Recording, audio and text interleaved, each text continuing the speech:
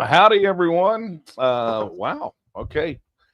I literally just slid in here, like just. So this is going to be a fun one tonight because I'm going to be very surprised by your questions.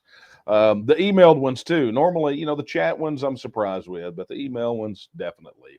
Anyway, look, so glad you could join me, and welcome to Late Night Coffee Talk. I'm Daniel Miller, president of the Texas Nationalist Movement, and this is that time during the week where I take a break from what I'm doing and fire up the camera, pour another cup of coffee, kind of pause the work for Texas independence and come here and have a conversation with you. You ask the questions, I deliver the answers. They could be anything. It could be Texas. It can be the TNM. It can be Texas politics. It can be global politics. I mean, it could be anything. You guys have been hitting me with personal questions lately, which is a disturbing trend, but notice that I do answer them. So anyway, look, if you want to drop a question, it is quite simple. If you're watching on YouTube, you can go there in the chat in YouTube and put your question. While you're there, be sure to like, subscribe, and hit the notification bell. And of course, as always, super chats are active. And in addition, get a channel membership while you're there, right? I mean, you see it live tonight. It's there. You can get a channel membership. I'll show you the screenshots later if you want to see them. But it definitely helps us get our content produced and work on getting the message out about Texas independence. There is a lot of daftness that needs to be fixed, right? A lot of knowledge gaps that need to be filled, a lot of misinformation that needs to be countered. And that's what this is here for. Okay. So anyway, questions in the chat. If you're watching on Facebook pages, you can drop your questions in the comments on this video. Be sure to like and share while you're there as well. If you're watching this on X, which, apparently Elon's kind of on the outs. So fewer people are watching on X than we're watching on YouTube. So, not here to judge or take the pulse on any of that stuff, just making an observation. But you can drop your questions in the chat on Twitter, and be sure to follow the TNM's Twitter/X account if you get a chance. We would absolutely love your follow, and be sure to share our content there. If you're watching on Rumble, unfortunately, we still don't have that where we can get your questions, but everyone else, you have an opportunity. If you watch the bottom of the screen, you will see an email address. It's coffeetalk@thetnm.org. It's, again, coffeetalk@thetnm.org. You can email your questions there, and I'll be back and forth, right? I take some from email, take some from chat. Kara's about 3 or 4 walls that direction, where she's scouring the chat, looking for your questions, and she drops them into a hopper that I can answer. So I'm excited. And look, I just know when I go open this thing up and I go look at chat, I'm probably going to see some questions. I mean, let's be honest. It's been a pretty eventful time over the last week. And of course, before I get started with anything, I have to talk about the tragedy that has taken place in the Hill Country with the flooding. All those children, the youth, the adults. I mean, and not just at the camp, but Camp Mystic. There were other camps. There were just people out there in their RVs. The Hill Country is a place that's very close to mine and Kara's heart. Even though we live in Southeast Texas, we have spent an inordinately large amount of time in the Hill Country, and particularly on the Guad. And so we have feel a certain way about the Hill Country. We have a certain affinity for it. And we know beyond a shadow of a doubt that this is probably one of the biggest tragedies that we have seen from a natural disaster in a long time, and it's very heartbreaking with all these children. We here, even in Southeast Texas, are impacted by this, where there are families here that are still looking for their loved ones that were in the Hill Country. Unfortunately, many have been found deceased, but indeed, one of the Beaumont attorneys here, his son is still missing, and he's in the Hill Country, and he says he will not leave until his son's body is recovered. And, you hear those stories like that. And I was really surprised when I saw the story today and I saw the name, because many of you will be aware in our lawsuit against Meta hired local counsel. That was the Facebook censorship case, and he was the local counsel. So I've literally been in a room with this man before, genuinely a super nice guy. And so, I would like to take this opportunity to just say that we're praying for the families. We're praying for the people that survived, because I can tell you, surviving something like that is difficult. The survivor's guilt is real, and they will probably experience severe PTSD. And so we're praying for those folks that survived and for their families, and especially for those that have lost loved ones and those that are still looking for their loved ones. And of course, for all of the people, if you ever want to understand what Texas is like, we said this during Harvey, but for outsiders looking in, if you ever want to understand what Texas is and who Texans are, look at what Texans do during natural disasters, how Texans step up to take care of one another.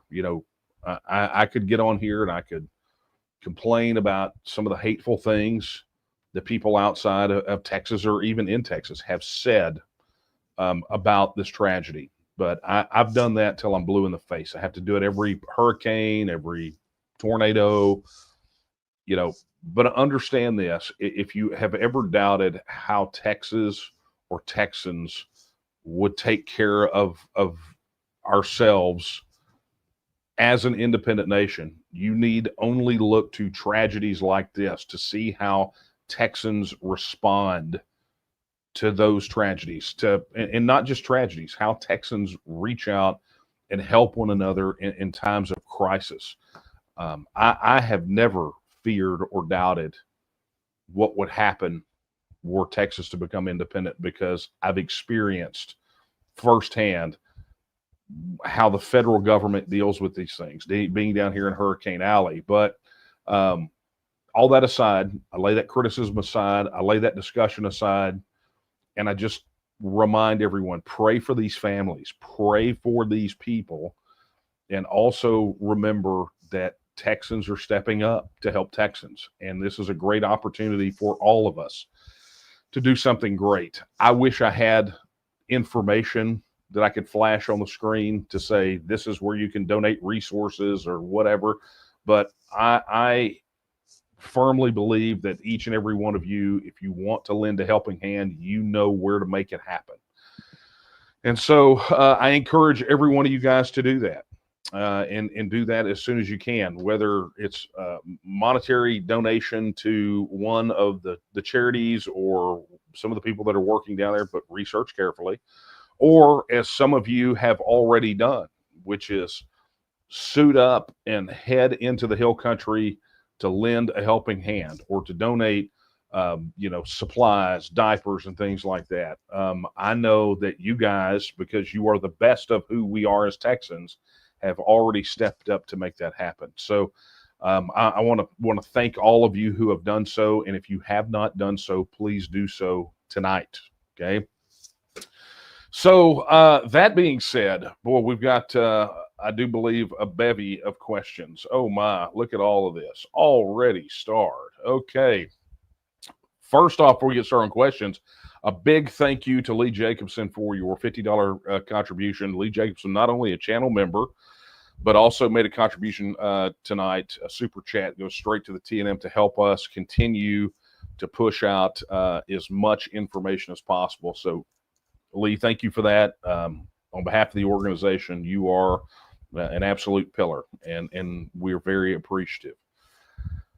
Okay. Additionally, oh, look, we got a super chat with a question. So let's go ahead and take that one first. Hermitage Prepper asks, would an independent Texas pursue its own military technology, or would it purchase surplus gear from other nations? Does TNM have a policy on that? And thank you for the super chat, by the way. The TNM does not have a policy on this, simply because it's just pretty much a matter of fact, right, as to what Texas would do, because it's what other nations do as well, right? So you will have military contractors, right? Private companies that pursue these resources, develop these technologies and things of that nature, and they ultimately sell them to governments. That's pretty much how it works. I mean, I don't know that any self-governing independent nation around the world since the fall of the Soviet Union has engaged in its own, in-house weapons manufacturing. They will contract out to other companies to do that. That being said, I think it's reasonable to assume that that's what Texas would do, is that it would pursue its own military technology. While it is not necessary, you will. I mean, there is a national security case or national security implication that would lead one to think that that would be the prudent course for any self-governing independent nation to take. And of course, being the home to so many military contractors, it really does make sense for Texas to do that. So we don't have a policy on it because it's just what self-governing independent nation states do. And anything that we can do to make Texas fully politically, culturally, and economically independent, we're obviously going to do that. So that's the thing that we're going to pursue.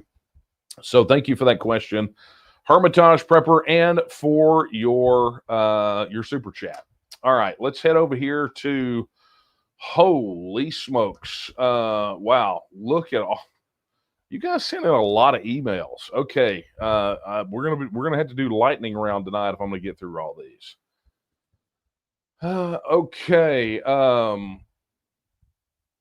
Okay, so this one is from Stacy, and it is not a question, but it is. This is what Stacy says. She says, "Hey Daniel, I just donated to the Wreath Fund via the new portal. It was so easy to do.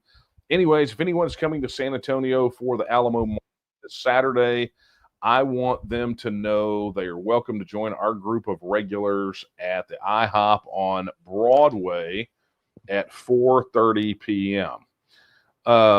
So there you go. So if you don't know what Stacy's talking about, the second Saturday of every month, the Texas Nationalist movement does a memorial march, and I've talked about it on previous ones. But look, let me just do this so you guys get a sense of what's taking place here.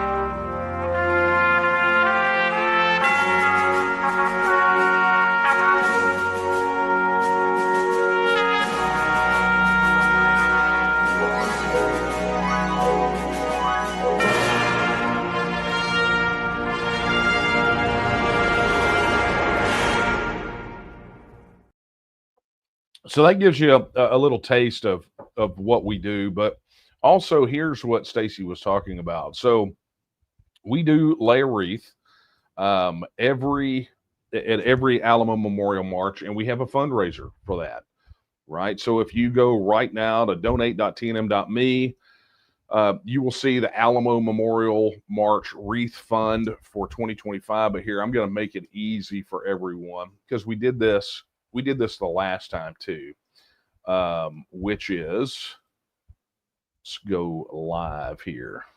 There we go. We'll put the live display up so you guys can see what that looks like. But yeah, this is the fundraiser. So if you would like to donate tonight, you can see there, Stacy did. Oh, and look, Guy did one. I guess, he must have done it right after we shut down this discussion last week. But if you'd like to make a contribution to the Alamo Memorial Wreath Fund, where we lay a wreath at the chapel the second Monday of every month, almost for 13 plus years now. Um, we sure would appreciate it. It's what we do. It's our thing. It's our way to honor and commemorate. And so Stacy is inviting everyone. Apparently, before they get together to do the march, the locals there get together at the IHOP on Broadway. So I know it's not on our calendar, but feel free if you need to know where that is. You can definitely reach out to us, and we'll get you the directions to that thing. But go meet everybody before you go to the march and have a little camaraderie and fellowship. So there we go. Thank you so much for that, Stacy, and thanks for holding down the fort. I think Carl Gleim, who has been out for recovering from surgery, I think he's going to be there this week, kind of running straw boss. So that'll be kind of cool, right? All right, so I'm going to leave that up for one more second, and we'll just, I'll tell you what, we'll come back to it. We'll come back to it when we need to, right? But we'll be checking in on that. Okay, so next on the hit parade. Okay, see, I knew this was going to come up. Douglas wants to know. It's actually 3 questions, but all related. He says, why are they still covering up the Epstein list? Could it be because it would bring to light names with a lot of power? And then maybe President Trump wants to keep an ace up his sleeve. Okay, so I knew that something was going to come up about the Epstein list because I have seen a lot of people who decided, I'm going to give the federal government one more try. It's going to get fixed. Absolutely go apoplectic over this Epstein list business. And this is something that I get sick of saying. I get kind of fed up saying it. It brings me no joy to have to say it, but it is the most appropriate thing I could say at a time like this, and it is this: I told you so. You were told, right? It's not like this came out of the blue. You get these. Well, I'm going to give it one more shot. Things are going to be different this time, and I mean, it literally is the same song and dance that you hear from an abused spouse. They've changed. It won't happen again. They're getting help. They're doing all this stuff, and then they come and they give you the back of the hand again, and it's like all over again. When really and truly your best bet to be rid of an abuser is just to leave them, right? So I'm literally not shocked about this Epstein list business, but Doug wants to know, why are they still covering up the Epstein list? I don't know. I can only speculate, as other people have done. But really, the thing here that we need to think about is, how is this a surprise? Why is this a shock to anyone whatsoever that the federal government is doing something crappy, right? Some people say, well, maybe Epstein was an intelligence asset. So what? He was a pedo who was trafficking children. I mean, it's like, this whole thing, it's just insanity, right? And so, but maybe some have speculated there's just a lot of really prominent people tied up into it, or Epstein worked for the CIA and it would unravel the CIA. We heard the same thing about the JFK assassination files, and what's terrible is just how much lying they're doing around this. Well, we haven't found any evidence of wrongdoing. Well, maybe the deep state done it, but yet we heard AG Pam Bondi say all this crap's on my desk, right? I mean, we heard the same stuff from Kash Patel, but remember, these were people that were promised that this was going to be different. It was going to be a different day. This wasn't going to be James Comey or Christopher Wray or any of that other kind of nonsense. And what do you get? You just get those same people wearing Republican jerseys. I mean, wasn't Comey, didn't he used to be a Republican, right? So, it's just flavors of federal government. It's no shock. Maybe President Trump wants to keep an ace up his sleeve. Not everything is 5D chess. I'm just thankful that in the string theory model of the universe, there are only like 11 dimensions, right? So we know that at some point we'll max out on Trump's 11D chess, right? But you can't assume all that, right? You can take things as what they are. You can read other meanings into them, but you got to act on what you know. And here's what you know beyond a shadow of a doubt. If you rely on the federal government to do the right thing, 99 times out of 100, it will not do that thing. It won't do the right thing. It's not wired to do it. It's institutionally broken. It's fundamentally broken. It's foundationally broken. And before anybody comes in here and waggles the Constitution in my face, but well, I'm all about constitutional enforcement. Well, how's that been working out for you? Right? I mean, how's that working out? You're going to enforce the Constitution on a system that essentially does not give a crap about the Constitution. I mean, literally, you're literally showing up to this game where you think they're going to put, well, I'm going to play by the rules and I'm going to make them do it. How are you going to do that exactly when they don't play by the rules that would protect you if you were to go ask for legitimate change? Right? I mean, how does that work? I think it's just insane. So look, for all of you that are angry about the Epstein files, I want you to know I get it. Hey, those of you who are still thinking about the 5D chess, how is that Fort Knox audit going? Right? How's that working out for you? Or the announcement that they were going to start shipping more weapons to Ukraine when that war was already supposed to be over, his first day in office. Right? I mean, how is all of that stuff going?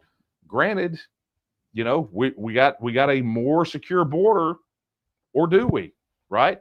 Well, what about all these deportations? Well, what about the fact that they're wanting to deprioritize those that are here working farm jobs and ag jobs? Right? Not here to debate here to debate the merits of that, but I'm here to say that you basically were promised one thing, and you're getting something else or nothing at all. Stop believing that the federal government can be fixed. Stop it. Just quit. Just quit. Stop believing the federal government is fixable.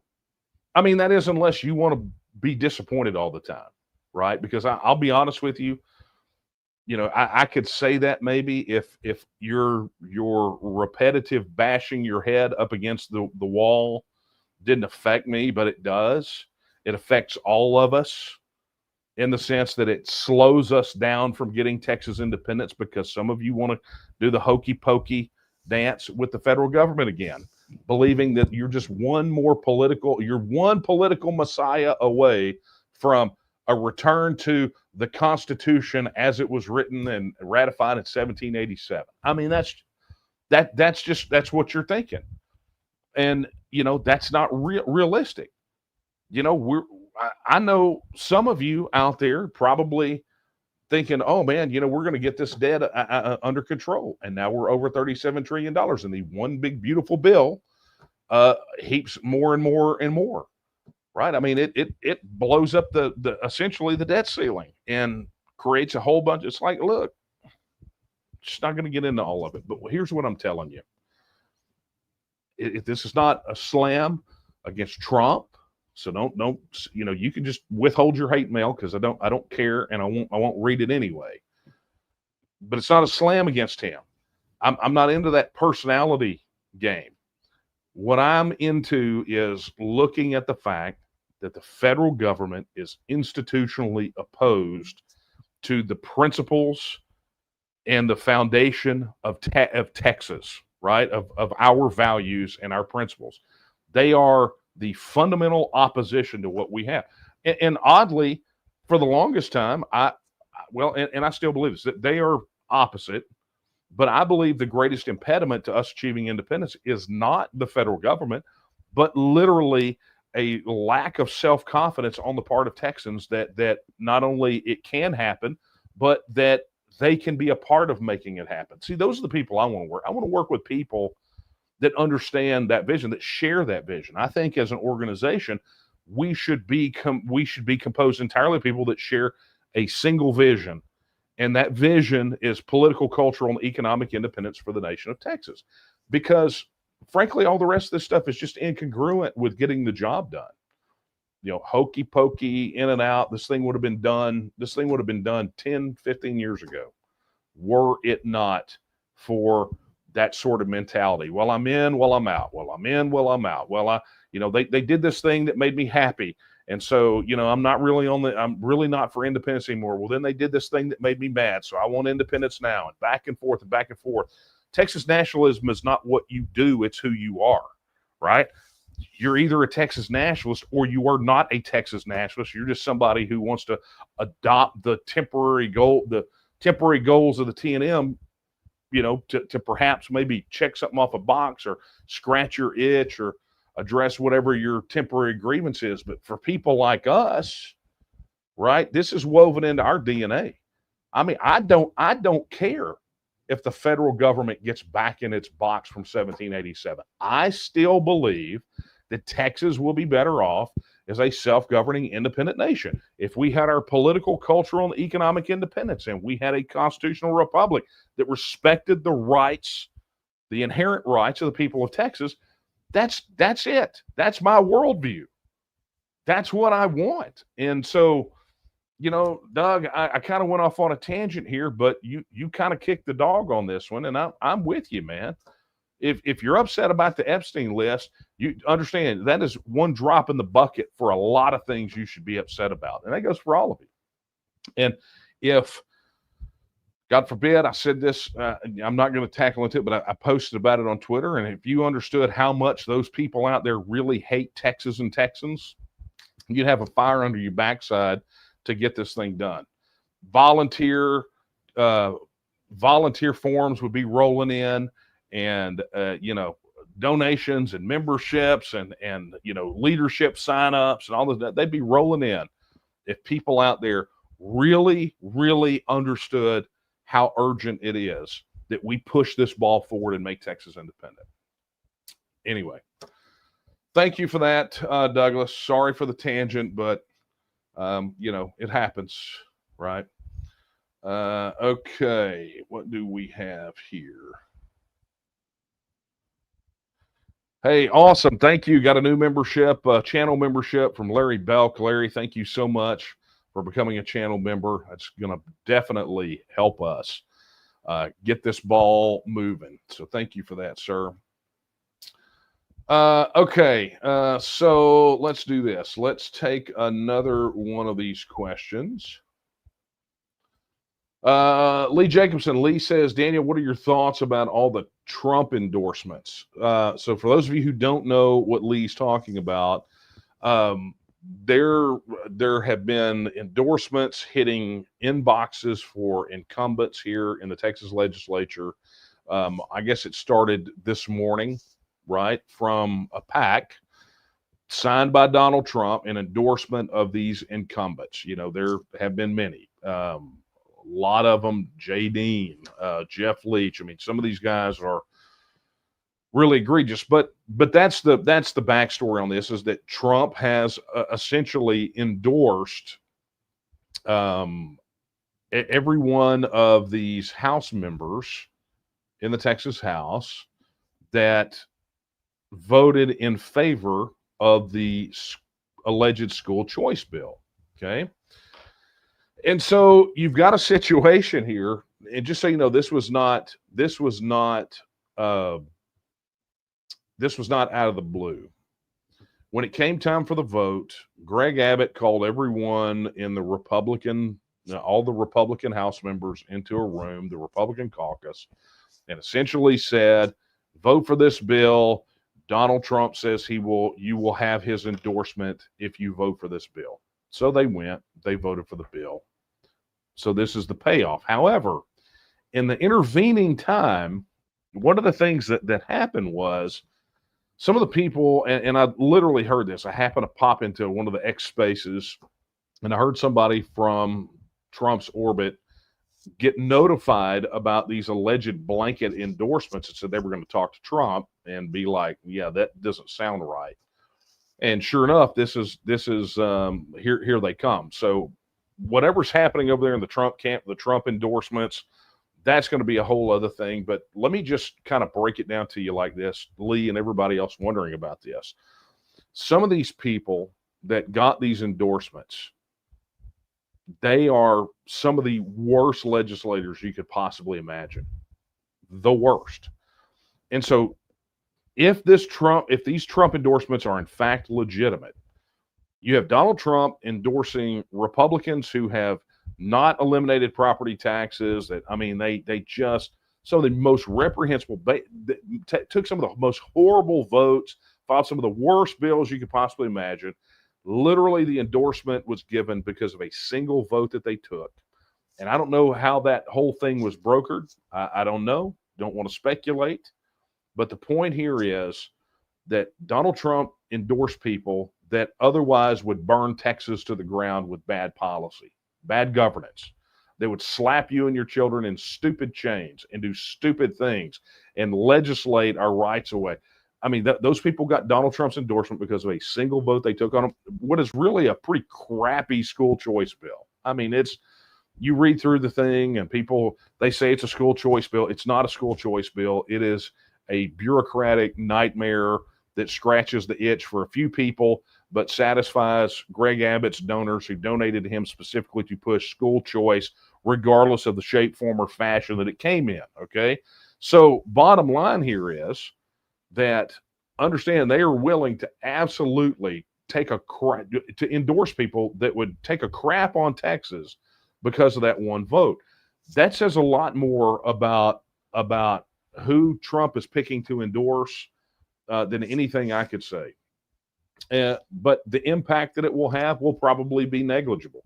You know, these people will all go around touting that they got Trump's endorsement. So what? You know, that has not been a major factor when it comes to these things. And I think as we progress through this and more, as we get closer to the primaries, and more people realize that they were effectively given the bait and switch on so many issues, I don't know that endorsement's going to have a major impact whatsoever. So let's just keep that in mind. Thank you for your question, Lee. All right, so let's go over here. Oh, before I do that, let me go over here to this. Chris Powell, thank you so much for your super chat. He says, the face of the Lord is against them that do evil, to cut off the remembrance of them from the earth. Psalm 34:16. In a few years, the crumbling U.S. will be a distant memory. Trump won't release the Epstein files. Why? I know, right? If I were Mr. Spock from Star Trek, I would cock one eyebrow up, but I don't. Apparently, I don't have the facial musculature to do that. And here's follow-up. Look at that. Chris Milton. How in the world can President Trump endorse Speaker Burrows? You know, I'll tell you, normally Trump's endorsements come on Truth Social and have been told on more than one occasion that don't trust an endorsement from Trump unless you see it on Truth Social. So I'll be honest with you, I'm waiting to see how this plays out because this came in a very weird way. I mean, wouldn't it be hilarious if really it turned out that all these guys got hoaxed? I mean, that would be hilarious.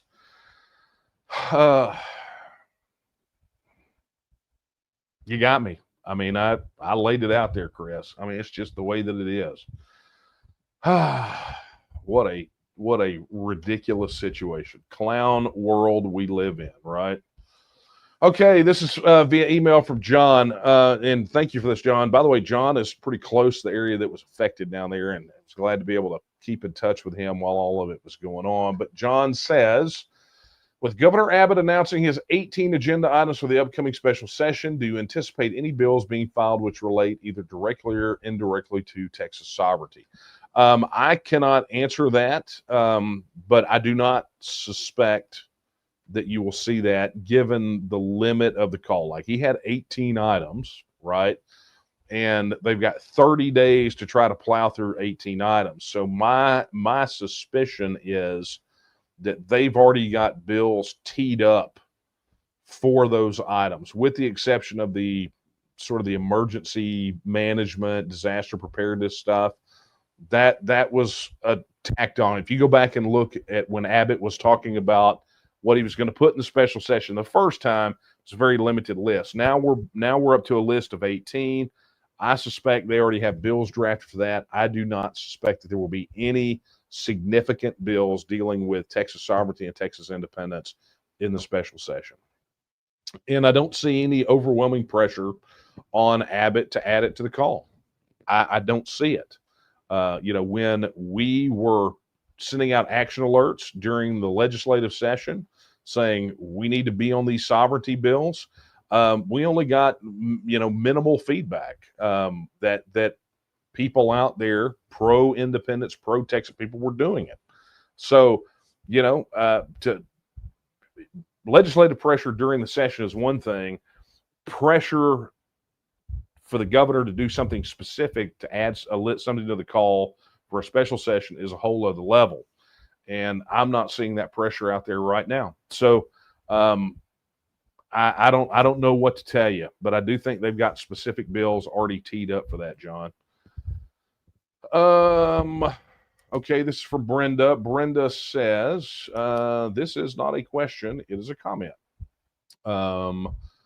Brenda says, and by the way, hi, Brenda. Hope to get up there to see you guys soon. His endorsement of many Rhino House reps, talking about Trump, just because they went along with getting school vouchers passed, will hurt us. We've been diligently working to use Rule 44 to censure them and keep them off the Republican ballot. Non-informed voters who don't keep up with how wrecked our 89th legislature was will just vote for who Trump endorsed. Maybe this insanity will bring us closer to seceding. Maybe, but Brenda, you keyed in on something that I think is super important.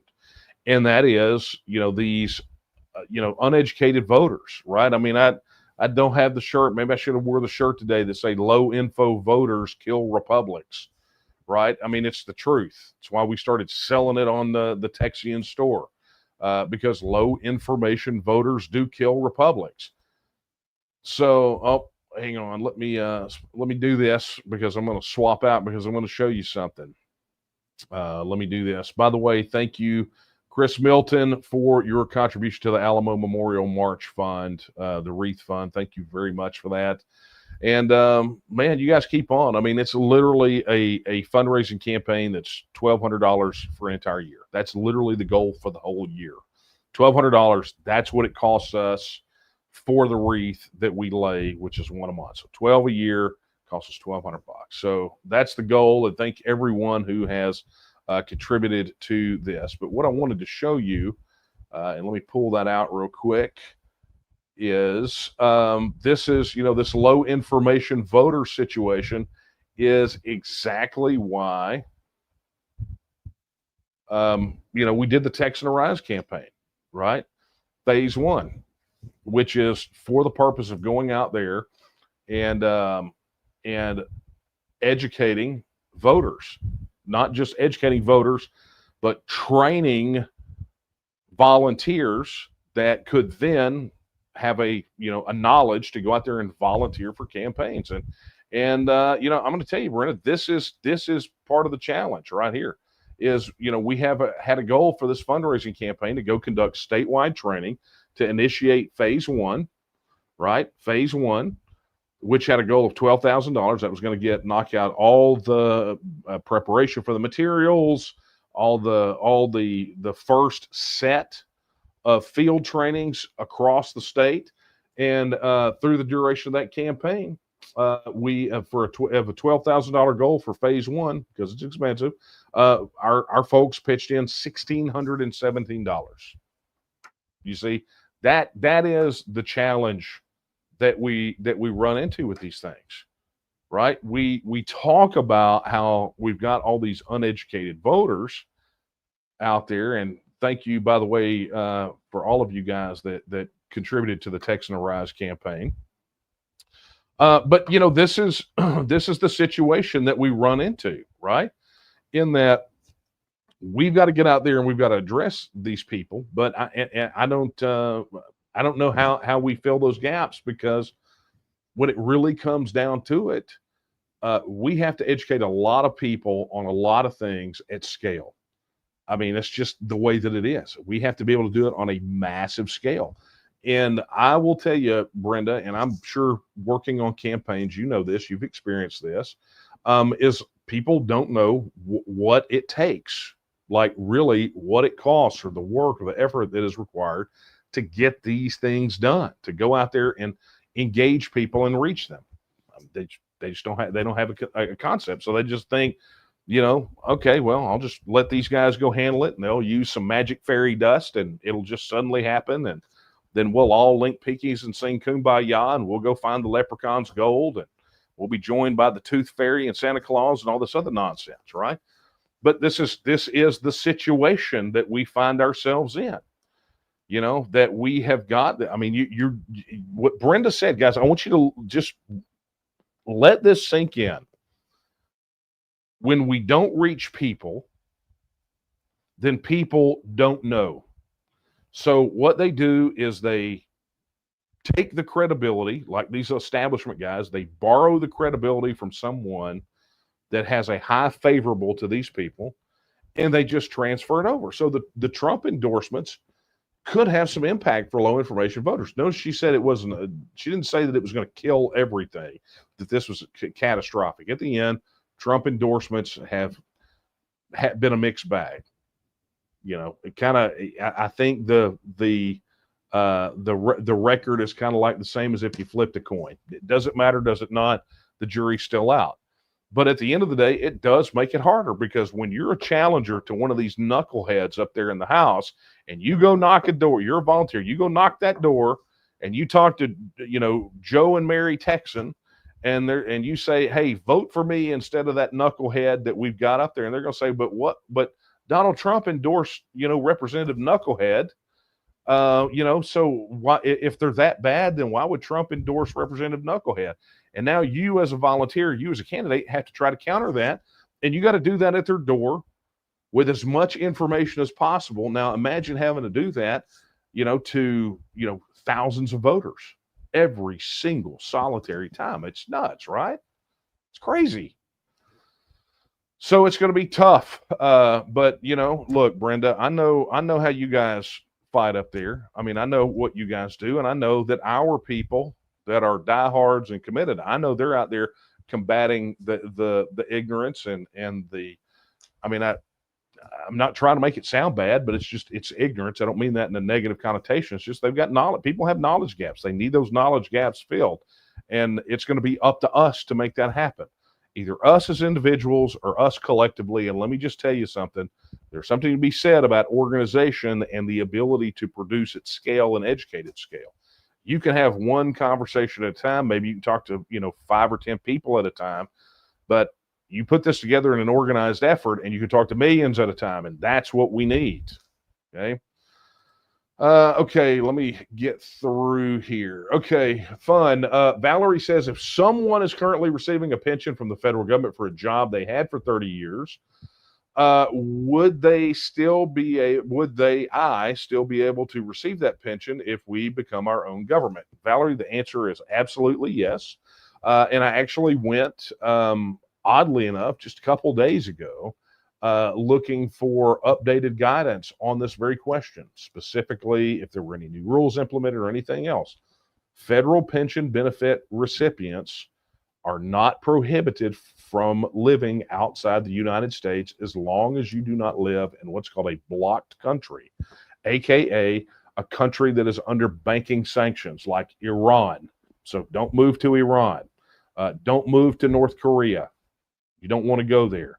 I think Syria might still be under bank. I think Belarus is. I think Russia is now too, but it's really all about banking sanctions, right? Typically state sponsors of terror or any countries that are under sanctions. So yes, the answer is yes. Your federal pension benefits are non-residence dependent, and that's whether you're drawing a pension from a government job or you're drawing Social Security.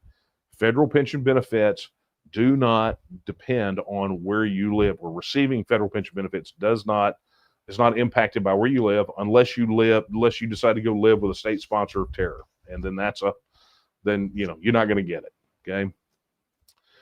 All right, let's get over here to chat. Trying to keep this balanced out, folks. Hey, let's welcome everyone. Our newest member to the channel, Sean Higgs. Sean, thank you so much for becoming a member of our YouTube channel. Thank you. It's very much appreciated, sir.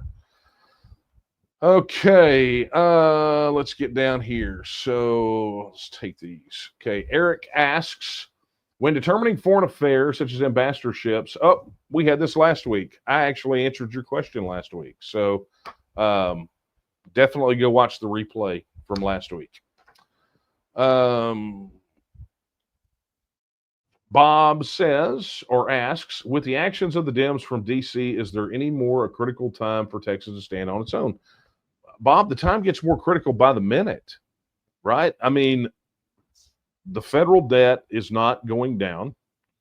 The regulations, even though we keep hearing regulatory reform, we're only getting more Byzantine with these things. Yeah, some departments are going away, but those functions are being wrapped up in other departments. So the efficiency is not in the cutting of the red tape of the regulation. They're just moving that function over to another department, killing a department and saying, okay, here you go. Right. And so I can't go through it all. I mean, that is like be a 2-hour podcast of me just going through all the ways the situation has consistently gotten worse. Right. And so is there more critical time? Look, I will say this, and I said this, I think, a couple of weeks ago when I was relaying what I told somebody on an interview, and that is, and I still hold to it, I believe that the United States of America is closer to a civil war today than it was even before the election. I believe it. And I don't want it. This is why I fight so hard and why I get so upset and get so frustrated with when people decide they want to hokey pokey or go into neutral and not use this opportunity to push full steam ahead. Because look, guys, this is serious. This thing is closer than I think any. I'm not going to say any. Than I think the vast majority understand. I don't want a civil war. You don't want a civil war. Some of you, GI jokes out there might think you want one, but I'm telling you, you don't want that. And the pressure is building. I mean, we literally just had a bunch of Antifa people ambush, ICE and immigration agents. I mean, there's one of them still on the run. How that is not wall-to-wall news coverage is beyond me, because I'm going to tell you something. If that had been people on the right side of the political spectrum, we'd have had that stuff pumped straight into our veins. I mean, it would be that all the time, nonstop, for the villainization and demonization, right? To try to stick that kind of behavior to us. And so, but understand that this is what's happening here. That pressure is going to continue to ramp up. And what happens when the pendulum swings the other way and those guys get the reins of power? All of these things that Trump is getting done and the court rulings could very well come back to bite all of us in the behind, right? This concentration of power in the executive. I mean, sure, it's cool because he seems to be getting things done, allegedly, that we would like done, or at least that's what we're being told. But what happens when that power is back in the hands of a Democrat? What if you get another Joe Biden, or worse? What if you had a Kamala Harris in there? I mean, what does that look like? So, Bob, I'm with you, buddy. Is there a more critical time? No. The time grows more critical every single moment. Okay, good questions. All right, let's see. Let's go back over here to email because, man, there's a bunch. Okay, that is not a question. Don't know what that is. Okay, Molly. Okay, Molly. I have a number of questions. I appreciate all these, right? Understand, just like you said, you say, I don't expect you to answer all of them, but perhaps you would select the one to answer. So, there's a few here. So let's start with this one. For Texas to withdraw from federal control, there would be a lot of complicated and legal changes. For starters, would Texas need to change its constitution? Molly, this is actually something I've talked about before, is that the really and truly, there are not a lot of complicated and legal changes. Yes, Texas would need to change some of its constitution, right? But not in a situation where we have to go have a constitutional convention. The things that need to be done to align the Texas Constitution with that of a self-governing independent nation state are very few. Changing names, changing titles of offices, removing references to the federal government, adding constitutional functions that are delegated to the federal government, which are basically postal service, foreign affairs, currency, those sorts of things. And frankly, we already got the currency thing taken care of essentially. But some of those things, and you do that literally just by amendment, right? You could do it as one master amendment, so to speak, one omnibus amendment that amended multiple portions of the Constitution. That there was a precedent for that back in the 1960s called the Deadwood Amendment. But so it's not as complex as people want to make it out to be. It's just not. But that is one. Look, there are going to have to be constitutional changes. There are going to have to be statutory changes. There's going to have to be the execution of international covenants, treaties, and agreements.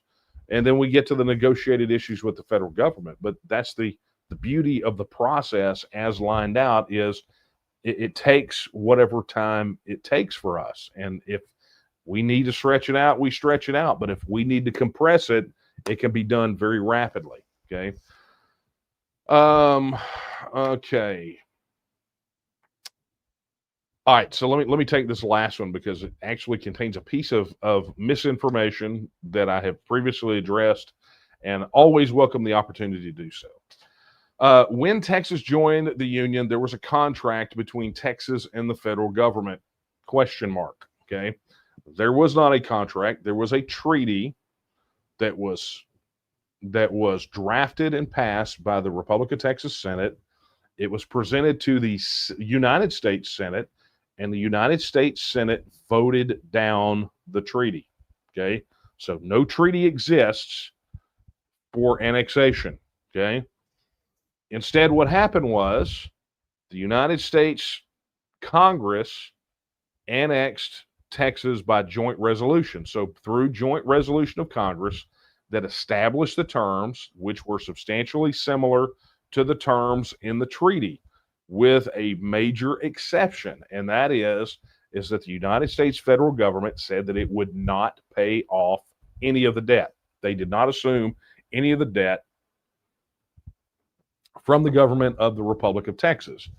On the Republic of Texas side, that offer of annexation through joint resolution was accepted by a popular vote of the people, by a referendum.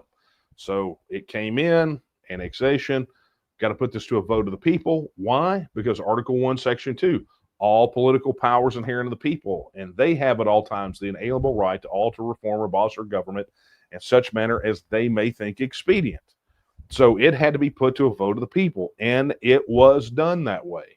The people voted for that agreement, where the federal government did not assume any of the debt. So a couple of things right out of the bat. Number one, anybody who tells you that Texas was annexed by treaty is mistaken. The treaty was never ratified by the Senate, and it takes two to tango in treaty law, okay? So not ratified. Those that say, well, Texas was annexed illegally miss the fact that there was a referendum where the people voted to accept the agreement and join. Okay, so that's misnomer number 2. And of course, misnomer number 3 is quite simply this idea that somehow the federal government absorbed Texas debt is a bunch of garbage. I hear it all the time, and understand that they didn't. Instead, that cool shape that we used to have, Texas sold all of that property to the United States government in 1850 in exchange for money that was then used to help pay off the debt of the Republic of Texas. because the state of Texas was the successor. The fact they held on to it, there's a whole lot of impacts about that. I'm not going to get into it, but understand that they did not accept the debt. So there's that. So there's more there, Molly. I really appreciate your questions.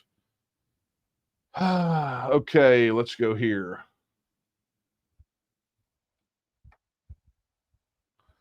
Norma asks, she says, I'm out of touch. So can you give a synopsis regarding the following statement, please? And it's a statement from the email you guys all got about tonight. While everyone else is watching their hopes for fixing the federal government getting smashed against the rocks of reality. Norma, I think I pretty well made my thoughts known about that already. So thank you for your email. All right, let's get over here and take something from ye old chat. Keith says, good evening, Daniel. Do you see the future Republic of Texas being a nomad capitalist destination? Thank you for all you do. Thank you, Keith. It's a good question. Probably. I mean, with the exception of the politicians in Austin that just want to be pale imitations of the clown show in Washington, D.C., overall, Texans don't like a bunch of regulations. And, the people don't. The establishment politicians do because they just want to mimic what they see on the federal level because they're, they want to be junior G-men, right? So as an independent Texas, I think that Texas probably would be a nomad capitalist destination. Once we get rid of property tax, we already don't have an income tax. The only thing we have here is a sales tax, and hopefully, the politicians will see the light. I'll have some time at some point to get the document finished, showing how Texas needs to establish a sovereign wealth fund so that we don't have to tax our citizens at all. I think it definitely could be. It's a good question, Keith. Thanks. Okay. Here we go. I am. Question. Elon now has a large presence in Texas. Do you think he could give up on DC and join TNM? Yeah, I mean, I think he could. But at some point, he's got to understand that the federal, just like everybody else, he's got to understand that the federal government's unfixable. This idea is going to form a third party. Look, I've seen this crap before, right? I was there when the Perot thing happened, right? I mean, it's sort of the same thing. Uber rich businessman with business sense decides that the federal government is too inefficient. It's big time in debt. There's trade deficits. I mean, all this stuff sounds super familiar. Perot jumps in the race. Ross Perot jumps in the race and winds up essentially splitting it up, and which is, look, I don't care about the duopoly. Split it, shatter it into a million pieces. But the fact of the matter is that I've seen this before. So this idea that the United States federal system is fixable, he just has to abandon it. And once he comes to terms with that, perhaps maybe we'll see that. But there's a reason that he's moving things here into Texas. He's centralizing here. He just needs to resolve this thing in his mind to get it all together. And once it coalesces together, I think he'd be all over that. So anyway, thank you for that question.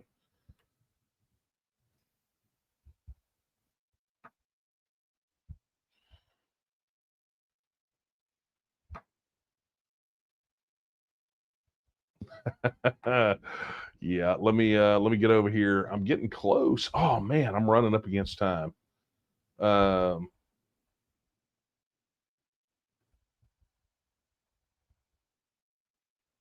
Okay. Henry asks, he says, personally, I'm a big proponent of smaller government, Texas being its own country. With that said, how do we get the Chinese ownership of a lot of Texas land resolved, as well as the Muslim run communities that seem to have a desire to take over as they have in England? Look, England's a cautionary tale. There's no doubt about it. The Chinese ownership of the farmland, that was addressed legislatively in this last session. So waiting to see what the actual impact of that is. Okay. I'm looking. Sorry, guys.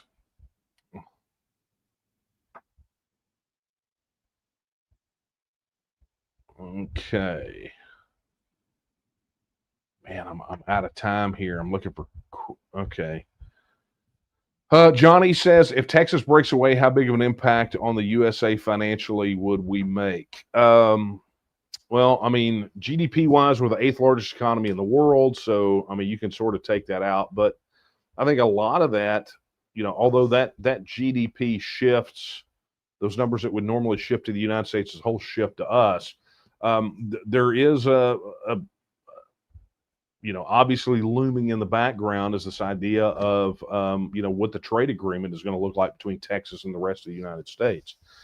And I think that is going to really impact, how that whole thing shakes down financially where the U.S. is. I mean, obviously they won't get our tax money anymore.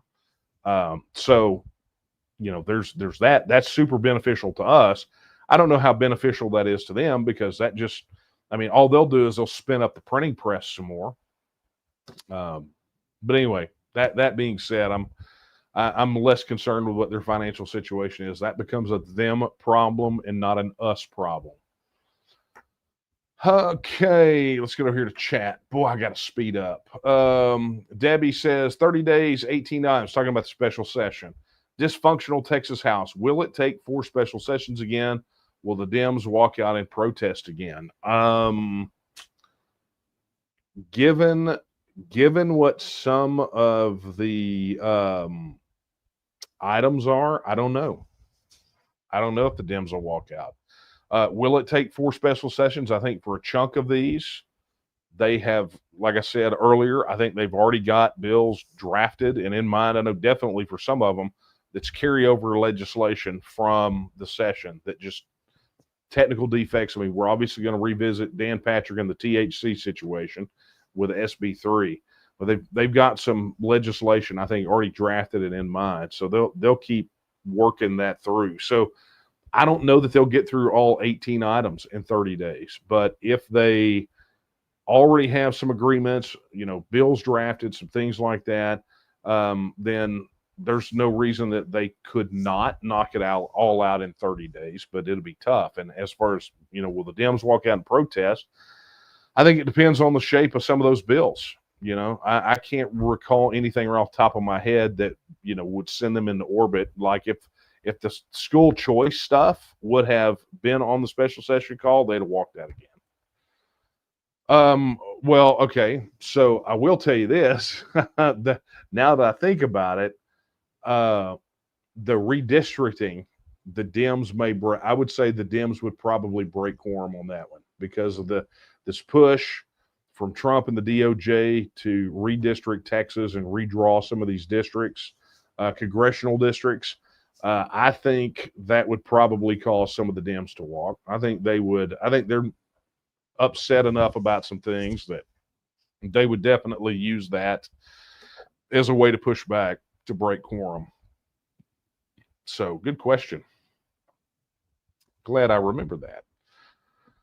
Okay. Hey, thank you to Chris Powell for another super chat. He says, oh, dang, I'm fired up tonight. Unless you have personal things that have happened to you via the FedGov, like me and Daniel and others, y'all cannot understand our spiritual rage, and we are never going back. We have burned all bridges. You must too. Sam Houston, at San Jacinto. Sometimes you make your decision and you just go for it, right? And so, Chris, thank you for that. It's why we got to have. It's why this can only be an organization of Texas Nationalists. I mean, if you're not, don't bother. We could be your plan B, I guess, but I don't know that that's the winning formula. So, all right, guys.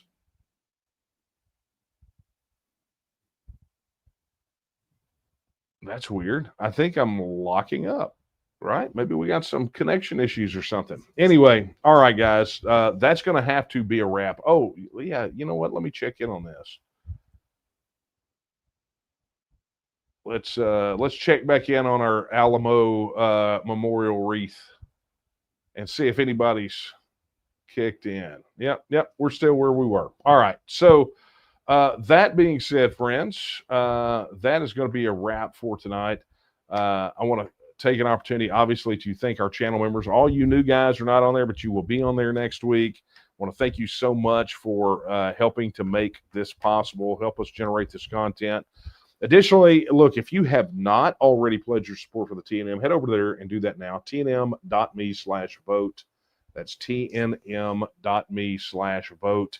And of course, if you'd like to make a contribution, now that thing's off the screen and you would like to watch it on the replay or whatever, head over to donate.tnm.me and find one of the campaigns to make a contribution to.